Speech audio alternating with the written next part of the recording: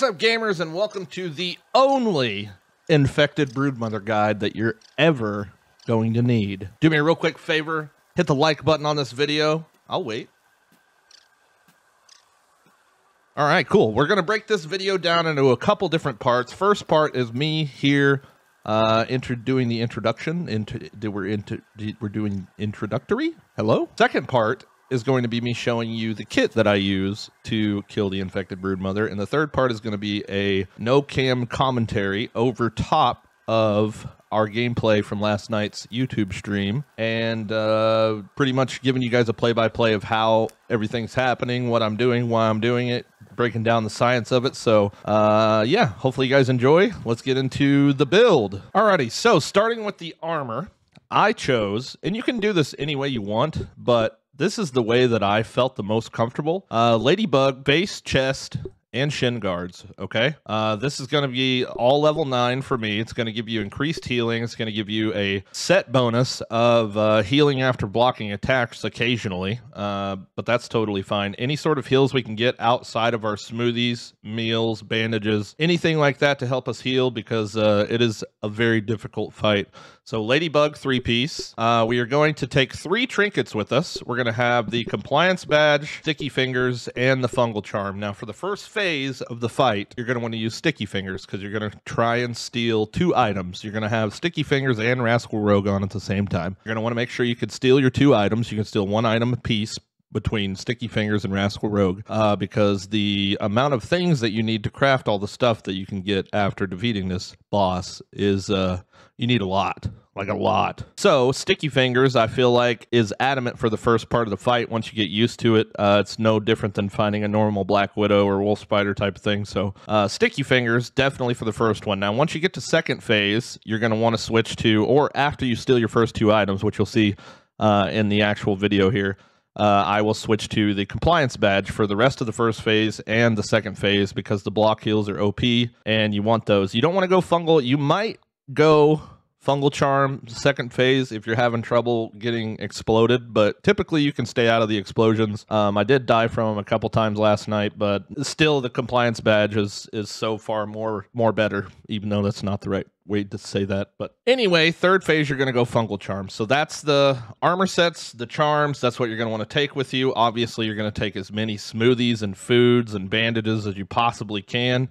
Just take whatever you can craft. I took about 60 green machines, and then I also took some beefy liquid rages and beefy green machines and hedge lords, and then all the smoothie effects stacks, so you can use as many of them as you can actually make. The more the better, obviously. Now, weapon-wise, we went with the toenail scimitar. So I definitely think this is doable. Also with the Scythe of Blossoms and a Rusty Spear. Honestly, with anything at all, because she's not resistant to a specific weapon type. But for those of you people that are using the Mint Mallet, the attack speed, don't use the Mint Mallet. It's going to take you, just use something with faster attack speed. If you go with the Scythe of Blossoms, you can use Apex Predator, which is going to give you a huge attack buff, attack speed buff. But if not, I was successful with a Minty Scimitar. It took me like, 2 or 3 hours to farm it from not having any materials to getting it done. So just put in the time if you're having trouble to get the Toenail Scimitar, because it's probably the best weapon to fight her with for sure. Next, we go to mutations. Let me unclick all these so we can start fresh. So Blade Master, this will be for the first phase, right? So we want Blade Master, Buff Lungs, Coup de Grace, Parry Master, and Trapper Peeper. Now what we're going to do is we're going to trade out Trapper Peeper for Rascal Rogue until we steal our first 2 items, and then once you do that, open your menu back up and put on Trapper Peeper. So me personally, I'm in custom game mode, and I have the setting ticked to where it pauses the game when I'm in a menu. If you don't have that, you might have to set up a mutation loadout that you can just switch real quick during the battle. No biggie at all. You can do it that way. But I specifically set up the custom part where I could actually check the debuffs, study them, and see exactly what was happening, which became very beneficial, honestly. So here we go. So this is the actual loadout that you're going to want to run pretty much the whole time until you get to the third phase and you put the fungal charm on. Then you're going to get rid of Trapper Peeper and go with Corporate Kickback, because this is going to be the only passive heal that you have. And trust me, Corporate Kickback doesn't proc very often, but when it does actually proc, you can full heal yourself from absolutely nothing. So more or less, if you don't know what corporate kickback is, there's a small % chance when you block that your next like 5 seconds of attacks will heal you, and it full heals you from no health to full health. It's pretty OP. All right, so anyway, so we have that. We have the mutations. The location, in case you did not know, first off, the recipe itself is going to be in Schmechter's lab over here.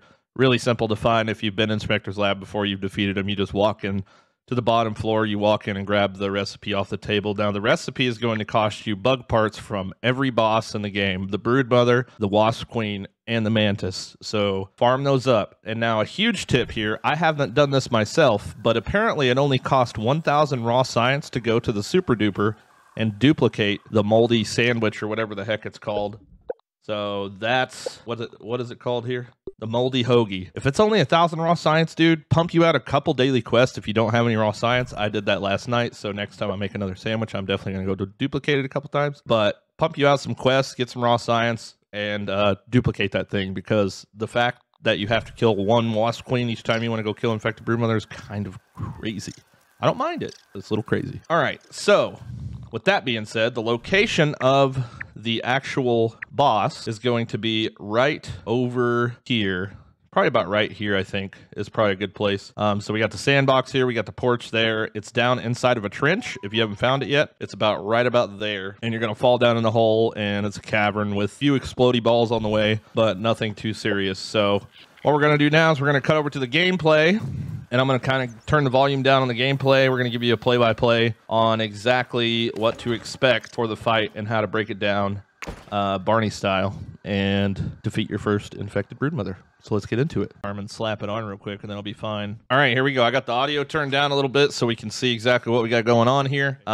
Getting ready for it, dropping it down. I do have my cam turned off for this specific part. Hopefully y'all are cool with that. But all right, so you're waiting for it to come down, and the first thing you're gonna want to do is get in as many hits as you possibly can. And this whole first phase is literally just a standard spider fight. You're gonna have your sticky fingers and your rascal rogue on, and you'll see on the bottom left that I'm eventually going to steal a Infected Broodmother chunk, which is, you know, huge. It's not as huge as the venom. The venom is what you really want. The venom is like the hardest part to get so far. So yeah, you're just doing your standard blocks. If you're not super good at this part of at this first phase, you're going to want to continuously practice Black Widows and Wolf Spiders. Work your way up, you know, through the scales. Orb Weavers, you know, Wolf Spider, Black Widow.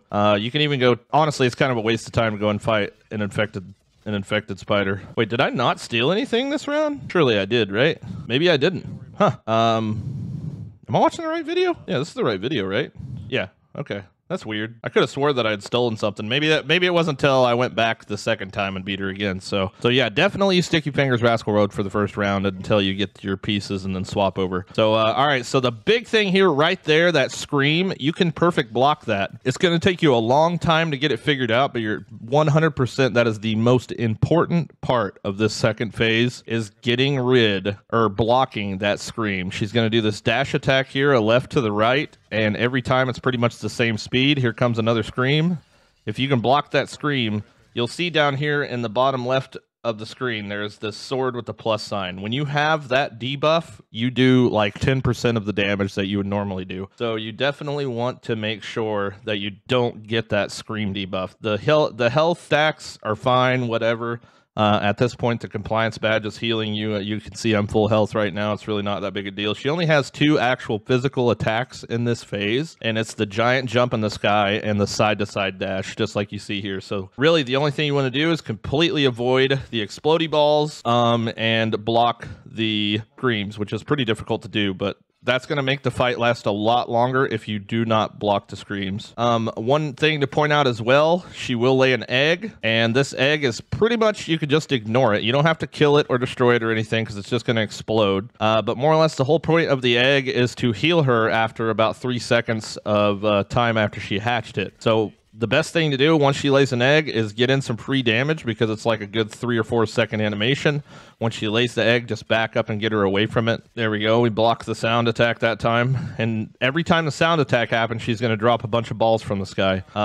which obviously any explosion period is going to heal her. So you want to try and get away in a corner if you can with no explosions. There we go. There comes the dash attack again. Get some big damage in here. You can see we're doing lots of damage right now because we do not have that attack debuff. Perfect blocking all the jump attacks. You can take your sweet time on that. If you ever get the jump back where she does kind of a smoke grenade and jumps back, always keep a lookout for the sky, because 9 times out of 10 she's going to jump from the smoke. Like right here. Watch. Is she going to do it? Oh no, she did the scream. Okay. 9 times out of 10 she's going to jump. Here comes the dash, and she did get a little bit healed there. She was only at 1 bar health, and then we got her down one more time. So now we're in the 3rd phase, and the only thing we're going to change here, and you can see it, is we're going to put the fungal charm on. We're going to rebuff all of our smoothies here, and this part of the fight is going to take a second because there's a lot going on here. There's an absolute ton going on here. So here we go. We're getting started. Now, real quick, I'm going to pause this real fast. We're going to see the standard Black Widow 5-piece attack is what I call it. It goes doot, doot, doot, doot, and then a pause, and then another attack. So there's going to be 3 different speeds of that attack in this fight. You're going to have your standard, you know, Black Widow attack speed. You're going to have one above that, and then you're going to have the 3rd speed, which is the one that you're never going to be able to perfect block the whole thing. The middle one, you can actually perfect block the whole thing, and you'll see me do that a couple times here. But the absolute last, the fast one, what you have to do is you have to have a shield for one, or you're going to get staggered. You have to have a shield. I highly suggest the Ladybird shield in this phase for sure, because you're going to need to perfect block the initial attack. You're going to have to eat the next 3 attacks, and then you have to perfect block the last one. So you're going to perfect block, hold, and then release, and then block again the very last part of that super speed attack. So she's going to do the standard 5-piece attack. She's also going to do the dash, the 2 dash from phase 2, the jump from phase 2, the explodey balls, and the scream from phase 2. So this part of the fight is extremely difficult. Getting to phase 3 is insane, and once you get there, it's not even close to being done yet. So let's go here. You're going to see this. She's going to break down right here. First off with the scream, it's actually going to be a lot faster than it is in phase 2. So you can almost time it a little easier on perfect blocking in the 3rd phase. Another thing that I like to do is get her away from the wall. It is so hard to judge her attacks when she's close to the wall. And here we go, turning off Trapper Peeper and turning on Corporate Kickback because we took our compliance badge off, so we're no longer getting any block heals. But Corporate Kickback, like I explained in the beginning of the video, is super, super, super good. And you'll see it here occasionally when I block and then go attack afterwards. It's going to pretty much full heal me. So we're struggling here. You know, it's kind of a slow fight. You want to take your time. Although she is all over the place, you want to take your time, stay focused, and just focus on all the audio and visual cues that you get from this fight itself. The dash attacks are very fast. As soon as she disappears, you have to turn around real quick and look for her. So here comes, okay, so that's the fast one right there. You have to block and hold, and there we go. We successfully blocked the damage debuff. So here in just another 2 seconds, the damage debuff will be gone, and we can actually put in some good damage here. And she has done exploded herself back up to 1 bar health again. This fight is insane. It's so much fun. There's nothing easy about doing this at all. You have to be so good at perfect blocking, specifically for the screams. You have to perfect block the screams, because if you hold block, you're still gonna get the debuff no matter what. There we go.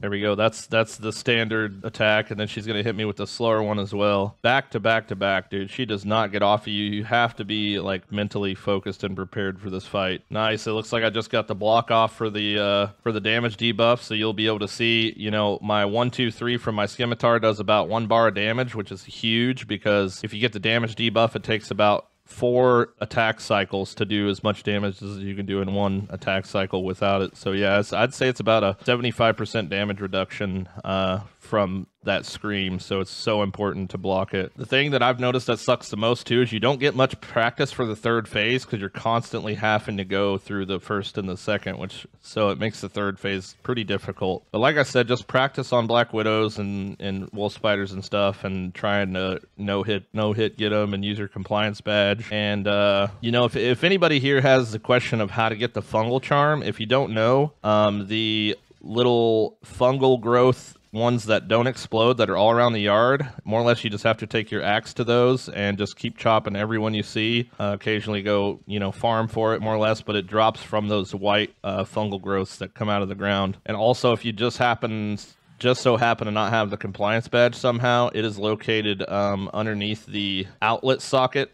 Where the larvae spawn underneath the hedge. I know some of you might not know where that's at, but if you go to the hedge, you go to the far northeast part of the hedge, there is a skeleton on the ground underneath an outlet with a cord coming out of it. It'll get you the compliance badge, which is honestly the best trinket in the game. Probably the only trinket with a skill gap, though. You have to get good with perfect blocking. Also, if you're playing a multiplayer, good luck, because perfect blocking is non-existent in multiplayer. But it looks like we've got about 40% left on our health here. Gonna kind of fast forward because all this is pretty well, you know, the same repetitive crap over and over again. What are we doing here? Okay, so we're about 25% left, and I decide that I need to rebuff because the fight's taking too long. I've also repaired my scimitar halfway through this fight as well. Always carry repair glue on you. My scimitar was fully repaired when I came to this fight, and it was no longer that about halfway through. So this is a good, you know, 12-minute video from start to finish of taking this chick on. So try not to get nervous, too, when you start to get real close, because you think you're about there, and you will literally throw. And you'll see right here, I about really get screwed up at one point here. Oh, actually, I think it was a little bit before this. Yeah, so here we go. Yeah, see, look, I'm low. And I remember saying I'm in the danger zone. Anything below 50% health, you want to stop even thinking about fighting her and just heal. Although your heals don't do much. See right there, we got a huge corporate kickback heal. Huge corporate kickback heal. That's why that's so OP, is because, you know, I've got stacks and stacks of health reduction or healing reduction, and corporate kickback does not care about heal reduction. It heals you no matter what. I have 30 set. Look at this.